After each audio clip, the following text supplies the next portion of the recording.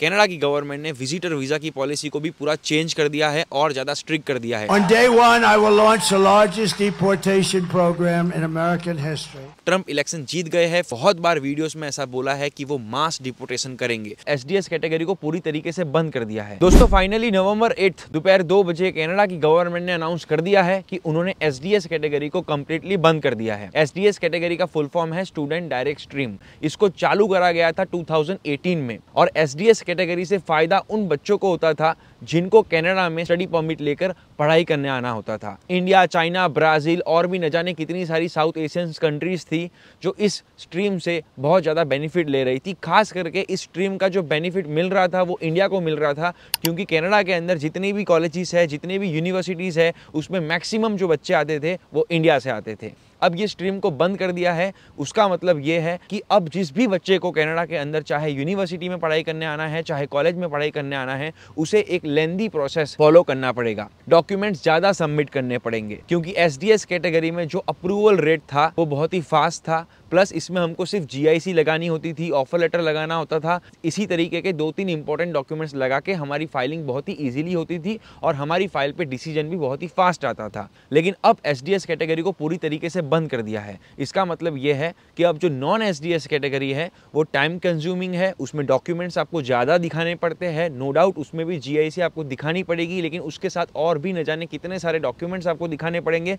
Plus at the same time non SDS category में दुनिया भर से कोई भी बच्चा अप्लाई कर सकता है, तो उसका जो प्रोसेसिंग टाइम है वो भी इंक्रीज हो जाएगा। इसके अलावा इसी वीक में एक और बड़ी अपडेट आती है विजिटर वीजा वालों के लिए। जनरली जब भी आप कनाडा का विजिटर वीजा अप्लाई करते थे तो आपको 10 साल का विजिटर वीजा मिलता था, या फिर अगर मान लीजिए आपकी पासपोर्ट की अगर एक्सपायरी 2030 की है तो आपको 2030 तक का वैलिडिटी वाला विजिटर वीजा मिलता था। लेकिन आज के टाइम पे कनाडा की गवर्नमेंट ने विजिटर वीजा की पॉलिसी को भी पूरा चेंज कर दिया है और ज्यादा स्ट्रिक्ट कर दिया है। अब जब आप कनाडा के अंदर लैंड करोगे तब पोर्ट ऑफ एंट्री पे जो आपका वीजा ऑफिसर होगा वो डिसाइड करेगा आपको कितने साल का विजिटर वीजा देना है, सिंगल एंट्री वीजा देना है या मल्टीपल एंट्री वीजा देना है। हो सकता है कि आपको सिर्फ 6 महीने का वीजा मिले और हो सकता है आपको सिर्फ सिंगल एंट्री वीजा मिले। तो दोबारा मान लीजिए अगर आपको 6 महीने के बाद वापस से अगर कनाडा में आना है, then you have to apply for visitor visa again. और वीजा ऑफिसर के पास ऐसे बहुत सारे पॉइंट्स होंगे, ऐसे बहुत सारे क्वेश्चंस होंगे जो वो आपको पूछेंगे, जिसके हिसाब से वो डिसाइड करेंगे कि आपको कितने साल का, कितने टाइम का सिंगल एंट्री या मल्टीपल एंट्री विजिटर वीजा मिलेगा। आपका पर्पस ऑफ विजिट क्या है, आपके पास कितने फंड्स है, आपकी मेडिकल हिस्ट्री क्या है, और भी न जाने कितने सारे ऐसे फैक्टर्स है जो वीजा ऑफिसर उसी टाइम पे एयरपोर्ट पे चेक करेगा, एंड देन ही विल और she will decide how many years of visitor visa you should get. पहले जितने भी बच्चे अपने पेरेंट्स को कन्वोकेशन पे बुलाते थे तो उनके पेरेंट्स को 10 साल का विजिटर वीजा मिलता था, या फिर पासपोर्ट की जितनी वैलिडिटी है उतने साल का विजिटर वीजा मिलता था। लेकिन आज के टाइम पे ऐसा बिल्कुल भी नहीं है। उनको हो सकता है विजिटर वीजा 6 महीने का मिले, 1 साल का मिले, या फिर 5 साल का मिले, सिंगल एंट्री मिले या मल्टीपल एंट्री मिले। इसके अलावा आप सभी लोगों ने ये न्यूज़ सुन ली होगी कि अब ट्रंप इलेक्शन जीत गए हैं, फिर से यूएसए के प्रेसिडेंट बन गए हैं, और उन्होंने बहुत बार वीडियोस में ऐसा बोला है कि वो मास डिपोर्टेशन करेंगे। On day one, I will launch the largest deportation program in American history. जो भी इलीगल इमिग्रेंट इस टाइम पे यूएस के अंदर है उनको वो डिपोर्ट करेंगे। और सबसे ज्यादा जो खतरा है इस टाइम पे वो है कनाडा को, क्योंकि जितने भी लोग इस टाइम पे इलीगली रह रहे हैं यूएसए के अंदर, अब वो ट्राई करेंगे कि जैसे तैसे करके उनको यूएस से कनाडा के अंदर एंट्री मिल जाए। Searches for terms like how to move to Canada have spiked by more than 5,000% since Donald Trump's election victory. That's according to Google. Americans expressed the same intention back in 2016 when Trump won the first time. Sandy, there was a spike in people from the United States looking for work in Canada before election night was even over, and many more apparently woke up the next morning energized to escape Trump's America. A Toronto realtor says she's been fielding desperate requests from people all over the U.S. The thing that was different this time, it wasn't just the questions, it was, legitimate fear and sense of urgency in the phone calls, which I wasn't expecting at all. Last time, it appears at least some were serious. Stats from Immigration, Refugees and Citizenship Canada do show an uptick in Americans applying for permanent residency during 2017, the year Trump Trump was inaugurated. इस साल के starting से ही दोस्तों बहुत सारी ऐसी updates Canada के अंदर आई है जिसकी वजह से हमको क्लियरली दिख रहा है कि आज के टाइम पे अगर आपको कनाडा का विजिटर वीज़ा लेना हो या फिर कनाडा का PR लेना हो, SDS कैटेगरी से स्टूडेंट वीज़ा लेना हो या फिर रेफ्यूजी क्लेम करना हो, हर चीज़ कनाडा के अंदर इस टाइम पे बहुत ही ज़्यादा हार्ड हो चुकी है।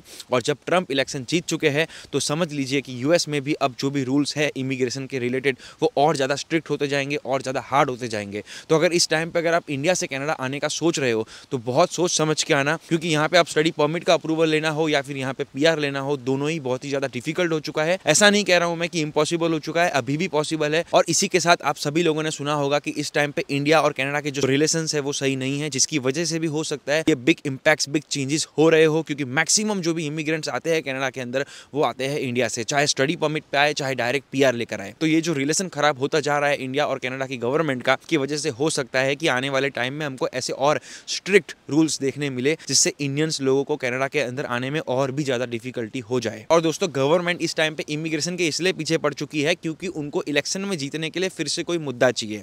इससे पहले जस्टिन ट्रूडो की सरकार ने ही इमिग्रेशन बढ़ाया था, इमिग्रेंट्स को कनाडा के अंदर बुलाया था, जिसकी वजह से उनको काफी फायदा भी हुआ था। लेकिन आज के टाइम पे उनको कोई ऐसा मुद्दा चाहिए जिसकी वजह से फिर से वो सत्ता में आ सके। और यहाँ के लोग इमिग्रेंट से बिल्कुल भी खुश नहीं है, इमिग्रेशन से बिल्कुल भी खुश नहीं है। और जो सामने दूसरी पार्टी है, अपोजिशन पार्टी है, वो भी नहीं चाहती कि कनाडा के अंदर इमिग्रेशन बढ़े, जिस वजह से हो सकता है कि ये सब पॉलिटिक्स की वजह से भी गवर्नमेंट कर रही हो। इन द फ्यूचर क्या होगा हमें पता नहीं, लेकिन आज के टाइम पे अगर आपको कनाडा में आना है तो सोच समझ के और सारे के सारे रास्तों को देख दाख के ही आना। और बाकी दोस्तों आप मुझे इंस्टाग्राम में फॉलो कर सकते हो, क्योंकि वहाँ पे शॉर्ट रील्स के थ्रू मैं आपको बहुत जल्द इन्फॉर्मेशन प्रोवाइड कर सकता हूँ। एंड आप यूट्यूब पे भी मुझे सब्सक्राइब कर सकते हो, बहुत जल्द बहुत सारे अलग अलग व्लॉग्स लेकर आऊँगा। जितनी भी कनाडा के अंदर अपडेट्स हो रही है वो सारी की सारी अपडेट्स आपके साथ शेयर करूँगा, इसलिए इसको सब्सक्राइब करना बिल्कुल भी मत भूलना। मिलते हैं आपसे किसी नेक्स्ट वीडियो में।